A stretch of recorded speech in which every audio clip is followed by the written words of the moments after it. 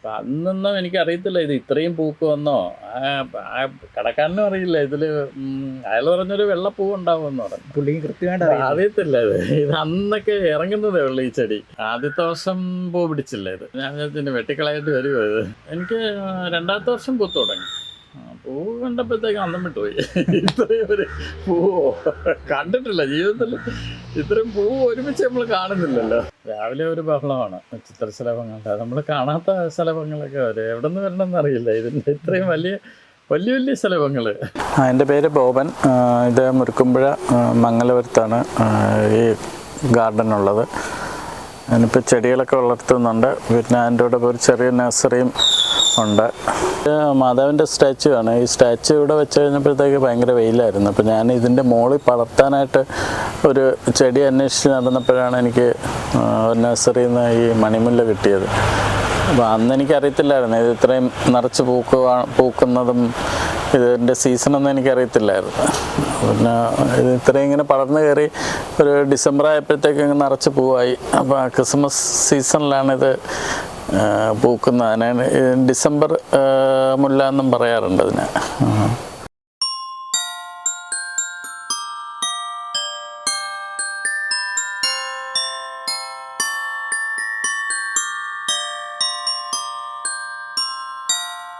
അന്ന് നമ്മൾ ഈ ചെടി മാത്രമാണ് കണ്ടത്. ഇപ്പം അതിൻ്റെ ഫ്ലവറിങ് സീസണായി.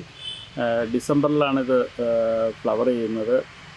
അതുകൊണ്ട് തന്നെ ക്രിസ്മസ് ക്രീപ്പർ എന്ന് പറയാറുണ്ട്. പൊതുവേ ഇതിനെ പറയുന്നത് മണിമുല്ല എന്നാണ്.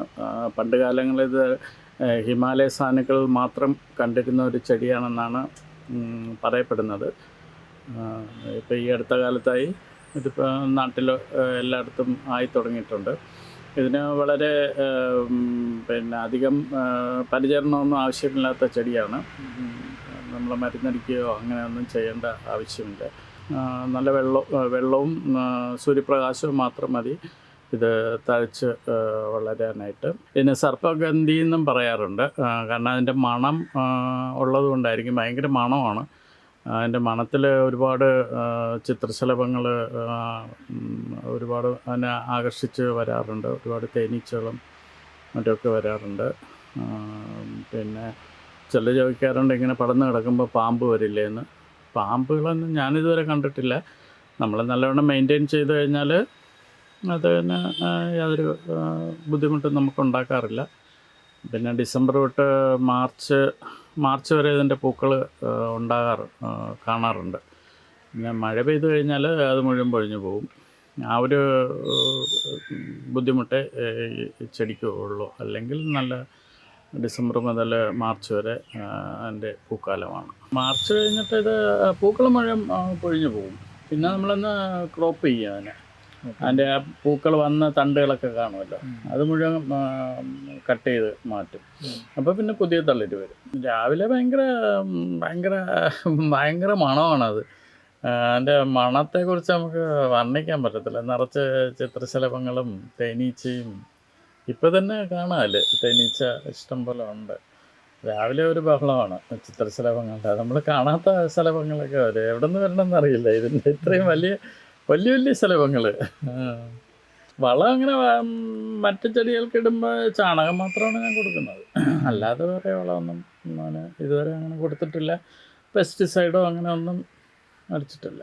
ഇതിപ്പോൾ ഇവിടെ വന്നിട്ടൊരു 5 വർഷമാവും.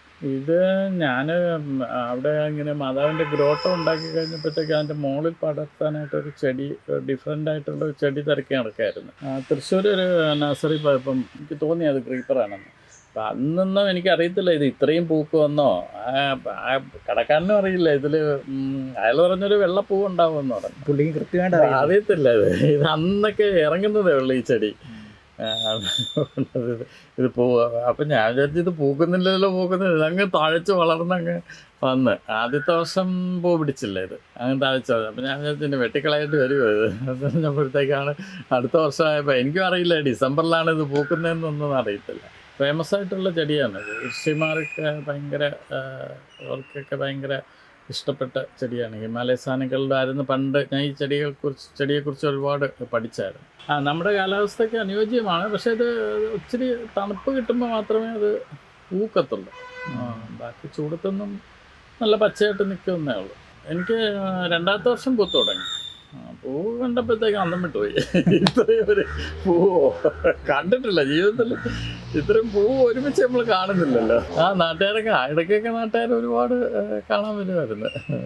ഒരുപാട് പേര് കാണാൻ വരുമായിരുന്നു. ഇതിന്റെ തൈ കൊടുക്കുന്നുണ്ട്. തൈ കൊടുക്കുന്നുണ്ട്. ഓൺലൈനായിട്ട് 100 രൂപ. മുത്ത് കോർത്ത കണക്ക് ഇങ്ങനെ കിടക്കും. ഇങ്ങനെ കിടക്കും, നിറച്ചിങ്ങനെ വരും. ഇത് ഡിസംബറൊക്കെ ആകുമ്പോൾ നിറയെ ഹാങ്ങിങ് വരും. നമ്മൾ അന്ന് വീഡിയോ ചെയ്തപ്പോൾ അതിൽ കുറച്ച് പൂക്കളെ ഉണ്ടായിരുന്നുള്ളൂ. പക്ഷേ അന്ന് അതിൻ്റെ സീസൺ ആയിരുന്നില്ല. ഡിസംബർ ടൈമിലാണ് അതിൻ്റെ സീസൺ തുടങ്ങുന്നത്. ഇപ്പം നിറച്ച് പൂക്കളുണ്ട്. അതിങ്ങനെ ഹാങ് ചെയ്ത് താഴോട്ട് കിടക്കും.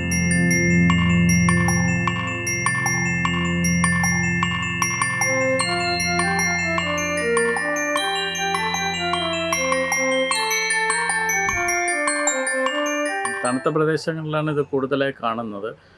ഇതിൻ്റെ പേര് തുമ്പോർജിയ എന്ന് പറയും. തുമ്പോർജിയ മൈസൂറാൻസ് എന്ന് പറയും. ഇത് തേക്കടി, മൂന്നാർ, വയനാട് അവിടെയൊക്കെ ഇത് നല്ല ആയിട്ട് വളർന്ന് കിടക്കുന്ന കാണാം. അവിടെയൊക്കെ കുറച്ച് ഇതിൻ്റെ ഫ്ലവറിന് കുറച്ച് റെഡ് കളറ് കൂടുതലാണ്. ഇവിടെ അതിൻ്റെ ആ റെഡിഷ് കളറ് അല്പം കുറവാണെന്നേ ഉള്ളൂ. ഡിസംബർ തൊട്ട് അത് മാർച്ച് വരെ കാണാറുണ്ട് ഇതിൻ്റെ പൂക്കളും. അതിൻ്റെ പൂക്കൾ നീണ്ട് താഴോട്ട് വരും. അപ്പോൾ അത് മുകളിലുള്ള പൂക്കൾ കൊഴിഞ്ഞ് പോകും. ഞാൻ അന്ന് ആദ്യമായിട്ടാണ് തേക്കടിയിൽ വെച്ച് ഇത് കാണുന്നത്. അങ്ങനെ ഒരു കമ്പ് ഞാൻ ഓടിച്ചുകൊണ്ട് വന്നു. പക്ഷെ എനിക്ക് അന്നറിയില്ലായിരുന്നു ഇത് കമ്പ് വെച്ചാൽ പൊടിക്കുന്നതാണെന്ന്. പക്ഷെ ഈസി ആയിട്ടത് പൊടിച്ച് കിട്ടി. കമ്പ് വെച്ച് പെട്ടെന്ന് വ്യത്യാസമുണ്ട്. പക്ഷെ അത് എനിക്ക് വേണ്ടി ഇവിടെ കുറച്ച് തണുപ്പ് അനുഭവപ്പെടുന്ന സ്ഥലമാണ്. കാരണം നിറച്ച് മരങ്ങളൊക്കെ ഉള്ളത് കൊണ്ട് ഇത് മെയിൻറ്റെയിൻ ചെയ്യാൻ കുറച്ച് ബുദ്ധിമുട്ടാണ്. മെയിൻറ്റെയിൻ ചെയ്യാൻ ബുദ്ധിമുട്ടൊന്നുമില്ല. പക്ഷെ പൂത്ത് കഴിയുമ്പോൾ നമ്മൾ അതിൻ്റെ അടിഭാഗം ക്ലീൻ ചെയ്ത് കൊടുക്കണം. നെറ്റിൻ്റെ അടിഭാഗം ഉണങ്ങിയ ഇലകളൊക്കെ ഇരിക്കും. ആ ഇലകൾ എടുത്ത് കൊടുത്താലേ പിന്നെ അടുത്ത സീസണിൽ ആ പൂ താഴോട്ട് വരത്തുള്ളൂ. അല്ലെങ്കിൽ അത് അവിടെ തന്നെ അങ്ങ് സ്റ്റക്കായി പോകും. ഈ സീസണ് കൂടുന്നതിന് നമ്മൾ എന്തെങ്കിലും ചെയ്ത് കൊടുക്കാറുണ്ടോ? ഞാൻ പൊതുവേ എല്ലാ ചെടികൾക്കും വളമിടുന്ന കൂട്ടത്തിൽ വളമിടും. ചാണകപ്പൊടി മാത്രമേ ഉള്ളൂ. വേറെ ഒന്നും ഇടാറില്ല. പിന്നെ ഈ രോഗം അങ്ങനെയൊന്നും വരാറില്ല. ഞാൻ ഇതുവരെ കണ്ടിട്ടില്ല ഒരു അസുഖവും. ഇത് ഈ അതിൻ്റെ ചെടികൾ ഇലകൾ പുഴുക്കൾ തിന്നുന്ന പോലും കണ്ടിട്ടില്ല. ഓവറായിട്ട് വളരാതിരിക്കാൻ വേണ്ടി കട്ട് ചെയ്ത് കൊടുക്കും. അല്ലെങ്കിൽ അടുത്ത് കാണുന്ന ചെടികളിലെല്ലാം ഇത് പടർന്ന് കയറും. ഷേപ്പ് പോവും. ഇതിപ്പോൾ ഒരു 5 വർഷം കഴിഞ്ഞു. ഫസ്റ്റ് പോകുന്നത് അടുത്ത ഡിസംബർ ആയപ്പോൾ തന്നെ ഫസ്റ്റ് പോകുന്നു തുടങ്ങി. മണമൊന്നുമില്ല, കാണാനുള്ള ഭംഗി മാത്രമേ ഉള്ളൂ. ഇപ്പൊ പല റിസോർട്ടുകളിലും ഇത് ചെയ്യുന്നുണ്ട്. ഇത് നമ്മൾ വാങ്ങിച്ച് ചെയ്യുമ്പോൾ എന്തെങ്കിലും പ്രത്യേകം ശ്രദ്ധിക്കണം? നട്ട് വളർത്തുമ്പോൾ ശ്രദ്ധിക്കാനുള്ളതെന്ന് പറഞ്ഞാൽ ഇങ്ങനെ പന്തലിട്ട് താഴോട്ട് പന്തലിട്ട് കൊടുത്താൽ, അല്ലെങ്കിൽ മരത്തേൽ പടർത്തി കൊടുത്തു കഴിഞ്ഞാൽ ഈ ഹാങ് ചെയ്ത് കിടക്കുന്ന ഭംഗി അറിയാൻ പറ്റത്തില്ല. 2 ചെടികളുടെയും തൈകൾ ഇവിടെ ഞാൻ അയച്ചു കൊടുക്കുന്നുണ്ട് ആവശ്യക്കാർക്ക്. വാങ്ങാനും വരാറുണ്ട് ആൾക്കാർ. ഇനിയിപ്പം മണിമുല്ലയുടെ സീസൺ ആയതുകൊണ്ട് ഒരുപാട് പേര് മണിമുല്ലയ്ക്ക് ആവശ്യപ്പെടും.